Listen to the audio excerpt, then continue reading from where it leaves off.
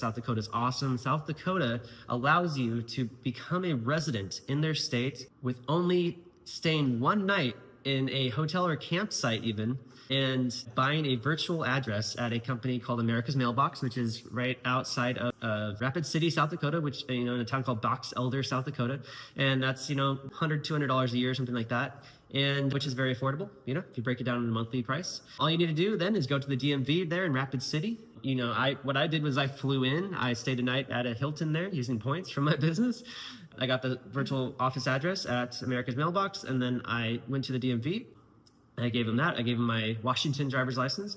And by the way, some people don't know, but Washington has no income tax. However, they do have quite a nasty franchise tax, and that is a gross revenue tax. So gross income tax on your receipts. So that means for whatever business you have, what's going to happen is that whatever revenue you're making, doesn't matter what your profit is, whatever revenue you make, they're going to take a certain percentage of that as a franchise tax for the state, which is just nasty. It's just nasty. It's not friendly at all, right? Especially for location independent businesses. So, if you live there, you don't have much of an option, but you can try to be sneaky about it and form in South Dakota and just not tell Washington State that you're there. But it's not, the most practical thing to do, but it is what it is. It really depends on where you live. It really depends on where you live. But forming in South Dakota, moving your residence to South Dakota, you can do it.